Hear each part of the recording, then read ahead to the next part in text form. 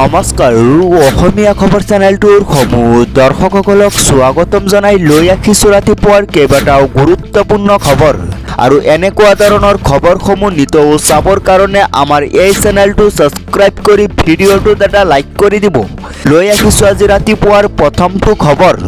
প্ৰধানমন্ত্ৰীৰ পৰামৰ্শৰ পিছতে কঠোৰ হৈছে হিমন্ত চৰকাৰ। কেবিনেটৰ পিছতে ডাঙৰ ঘোষণা কৰিছে ৰাজ্যৰ মুখ্যমন্ত্ৰী ডক্টৰ হিমন্ত বিশ্ব শৰ্মাই। প্ৰথম কেবিনেটতে ইউচিচিক লৈ অসম চৰকাৰৰ ডাঙৰ সিদ্ধান্ত। নতুন চৰকাৰে বিধানসভাত উত্থাপন কৰিব ইউচিচিৰ বিল। ধৰ্মীয় পৰম্পৰাত হস্তক্ষেপ নকৰাকৈ সদনত উত্থাপন হ'ব ইউচিচি।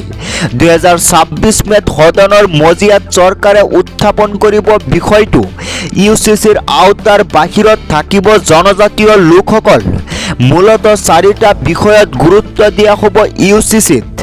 বিবাহৰ ন্যূনতম বয়স নিৰ্ধাৰণ, বহুবিবাহ বন্ধত গুৰুত্ব দিয়া হ'ব ইউচিচিত। কন্যাৰ সম্পত্তিৰ অধিকাৰ, লিভ ইন ৰিলেশ্যনশ্বিপতো গুৰুত্ব দিব ইউচিচিত। বিবাহ পঞ্জীয়ন বাধ্যতামূলক প্ৰসংগও থাকিব ইউচিচিত। ইউচিচিৰ ভিতৰত আহিব বিবাহ বিচ্ছেদৰ প্ৰসংগও। কেবিনেটত লোৱা হ'ব এই ডাঙৰ সিদ্ধান্ত। এই ঘোষণা কৰিছে ৰাজ্যৰ মুখ্যমন্ত্ৰী ডক্টৰ হিমন্ত বিশ্ব শৰ্মাই। লৈ আহিছোঁ পৰৱৰ্তী খবৰ। পশ্চিমবংগত আৰম্ভ হৈছে বুলডজাৰ নীতি। মুখ্যমন্ত্ৰীৰ নিৰ্দেশত এফালৰ পৰা ভাঙি তছনছ কৰি গ'ল বিল্ডিংবোৰ। যোগী চৰকাৰৰ দৰে ভংগত আৰম্ভ হ'ল বুলডজাৰৰ কোব। পশ্চিমবংগ বিজেপি চৰকাৰৰ দয়া নাই ক্ষমা নাই নীতি গ্ৰহণ কৰিছে। দায়িত্ব লৈয়ে পশ্চিমবংগত মুখ্যমন্ত্ৰী শুভেন্দু অধিকাৰীৰ কঠোৰ পদক্ষেপ। কলকাতাৰ তপচিয়াৰ অবৈধ চামৰাৰ কাৰখানাত চলিল বুলডজাৰ। কলকাতা পৌৰ নিগমে ভাঙিলে কেইবামহলীয়া অট্টালিকা। মঙলবাৰে অট্টালিকাটোত সংঘটিত অগ্নিকাণ্ডত নিহত হৈছিল 2জনকৈ লোক। গুৰুতৰভাৱে আহত কেইবাজনো লোক সম্প্ৰতি চিকিৎসাধীন। অগ্নিকাণ্ডৰ পাছতে আৰক্ষীয়ে গ্ৰেপ্তাৰ কৰিছিল কাৰখানাটোৰ গৰাকী জাফাৰক। অবৈধ কাৰখানাটোৰ নিৰ্মাণ কাৰ্যৰো নাছিল বিভাগীয় অনুমতি। মুখ্যমন্ত্ৰীৰ নিৰ্দেশৰ পাছতে তাৎক্ষণিকভাৱে অট্টালিকাটোত চলিল বুলডজাৰৰ কোব। লৈ আহিছোঁ পৰৱৰ্তী খবৰ। মুখ্যমন্ত্ৰীয়ে জানি বুজি লওক ইউচিচি মানে কি। গৰজি উঠিছে বদৰুদ্দিন আজমল। মুখ্যমন্ত্ৰী ডক্টৰ হিমন্ত বিশ্ব শৰ্মাক জানি শুনি ইউচিচি আনিবলৈ কৈছে বদৰুদ্দিন আজমলে।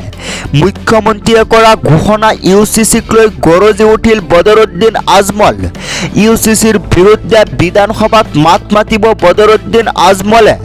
বিজেপিয়ে হিন্দু মুছলমানৰ প্ৰসংগ টানি আনিলেই তীব্ৰ প্ৰতিবাদৰ হুংকাৰ। মুখ্যমন্ত্ৰী হিমন্ত বিশ্ব শৰ্মাই প্ৰথমে জানি বুজি লওক ইউচিচি মানে কি। উন্নয়ন, শিক্ষা, স্বাস্থ্য খণ্ডত চৰকাৰে গুৰুত্ব নিদিয়ে কিয়। হাস্পতাল উন্নত কৰক, প্ৰয়োজন হ'লে এই ক্ষেত্ৰত আমি সহায় সহযোগিতা আগবঢ়াম। বিজেপি চৰকাৰে কৰা সকলো ভাল কামৰ বিৰোধিতা আমি নকৰোঁ। আপোনালোকে ভাল কাম কৰক, আমি সহায় সহযোগিতা কৰি যাম। মুখ্যমন্ত্ৰীয়ে কৰা ঘোষণা ইউচিচিক লৈ গৰজি উঠিছে বদৰুদ্দিন আজমলে। লৈ আহিছোঁ পৰৱৰ্তী খবৰ। চলন্ত নৈশ বাছত দলবদ্ধ দৰ্শন। 30 বছৰীয়া অসহায় যুৱতীৰ কাতৰ চিঞৰ। চলন্ত বাছত এইবাৰ দলবদ্ধ দৰ্শন কৰিছে 30 বছৰীয়া যুৱতীক। বিজেপি চৰকাৰৰ শাসনত দেশ কঁপাই যোৱা ভয়ংকৰ দৰ্শন কাণ্ড সংঘটিত কৰা হৈছে। চলন্ত বাছৰ ভিতৰতে দলবদ্ধ দৰ্শন। পুনৰ দেশ কঁপোৱা নিৰ্ভয়া কাণ্ড। নৈশ বাছত 30 বছৰীয়া যুৱতীৰ সৈতে জঘন্য কাণ্ড চালক হেণ্ডিমেনৰ। সোমবাৰে নিশা সংঘটিত হৈছিল এই জঘন্য কাণ্ড। দিল্লীৰ ৰাণীবাগ অঞ্চলত সংঘটিত হয় এই ঘটনা। ইতিমধ্যে আৰক্ষীয়ে গ্ৰেপ্তাৰ কৰিছে 2 দৰ্শনকাৰীক। লৈ আহিছোঁ পৰৱৰ্তী খবৰ। ভাৰতৰ জাহাজৰ ওপৰত ড্ৰোন আক্ৰমণ। হৰমুজত ডুব গ'ল ভাৰতীয় জাহাজ। ভাৰতীয় জাহাজৰ ওপৰত ভয়ংকৰ ড্ৰোন আক্ৰমণ। ষ্ট্ৰেইট অফ হৰমুজত ডুব গ'ল ভাৰতীয় জাহাজ। ভাৰতৰ মালভৰ্তি হাজি আলিত ড্ৰোন আক্ৰমণ। চুমাৰিয়াৰ বাৰবেৰাৰ পৰা শ্বাহজাহলৈ গৈছিল জাহাজখন। আক্ৰমণ ইমানে শক্তিশালী আছিল যে লগে লগে ডুব যায় জাহাজখন।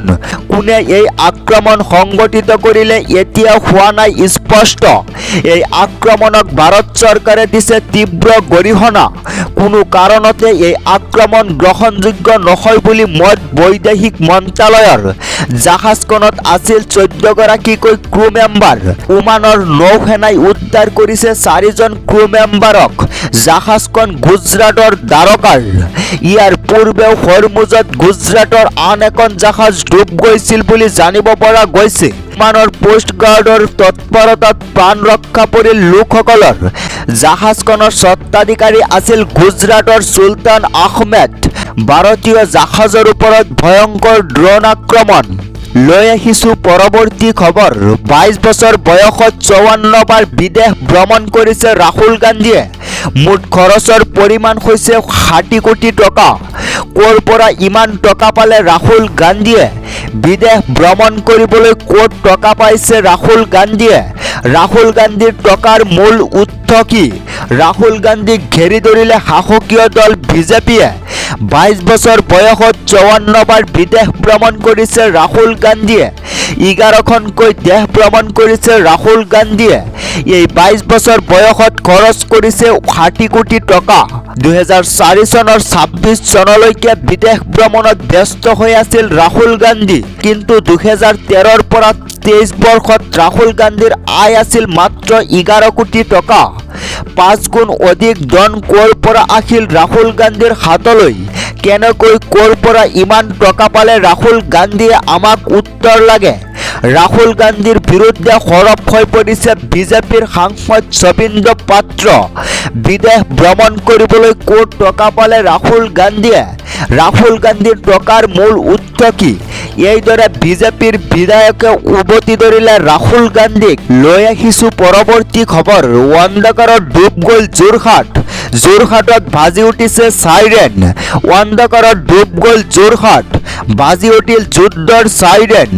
প্ৰতি 2 মিনিটৰ মূৰে মূৰে শুনিবলৈ পোৱা গৈছে চাইৰেন। সম্পূৰ্ণ 1 ঘণ্টা সময় লৈ এনেদৰে বাজি থাকিব চাইৰেন।